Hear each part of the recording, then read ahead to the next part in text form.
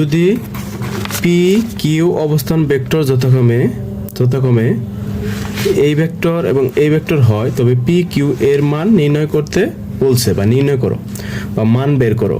তো ধরি এই অঙ্কটা, যেমন ধরি আমরা কি লিখব, মূল বিন্দু ও, ও পি সমান সমান প্রথমটা, ও কিউ সমান সমান দ্বিতীয়টা, এটা আমরা ধরলাম।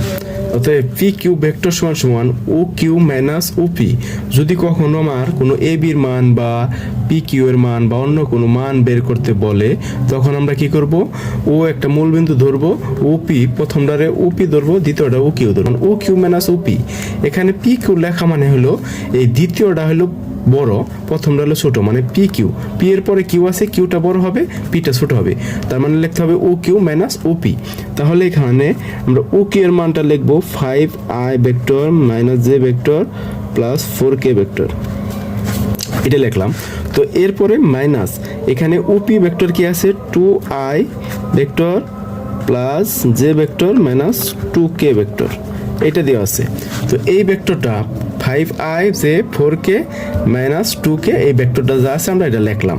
লেখার পরে আমরা মাইনাস করবো, আগেরটা আমরা যোগ করছিলাম, এটা মাইনাস করবো। যদি সমান্তরাল পি এর পরে কিউ যেটা আছে এটা হলো আগে হবে, এরপরে ওপি হবে, এরপরে দুটা বিয়োগ করতে হবে, বিয়োগ করে আয়ের গুলো আই লিখতে হবে, জে এর গুলা জে, কে এর গুলা কে, প্লাস লিখবো। এখানে আমরা আই ভেক্টর লিখলাম, এখানে মাইনাস কিছু না থাকলে এখানে লিখতে হবে -1, আর এখানে এই প্লাস মাইনাসে -1, এটা হলো জে ভেক্টর।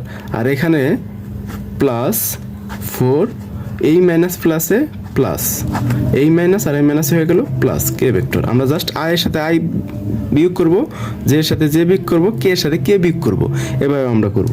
যেমন পাশে থেকে 2 বিয়োগ করলে আসে 3i ভেক্টর, আর এখানে -1 আর -1, তাহলে আসতেছে -2, আর প্লাস দ্বারা কোনো -2 জে ভেক্টর প্লাস এখানে হলো 6k ভেক্টর।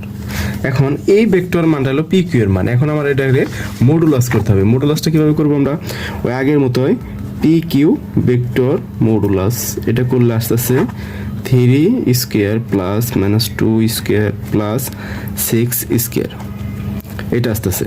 তাহলে এটা আসলে কত আসে, এখানে 9 প্লাস 4 প্লাস 36, তাহলে টোটাল আসতেছে কত, 40 49, তার মানে আসতেছে 7।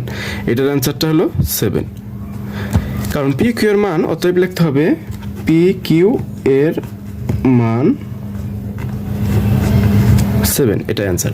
আমার মূলত দেখতে হবে দুইটা ভেক্টর যদি থাকে, এই একটা ভেক্টর পি এবং কিউ অবস্থান ভেক্টর থাকে, যদি দুইটা অবস্থান ভেক্টর থাকে তাহলে এই একটা ভেক্টর এই একটা ভেক্টর, তবে পি কিউ এর মানটা কিভাবে নির্ণয় করতে হয় দেখো।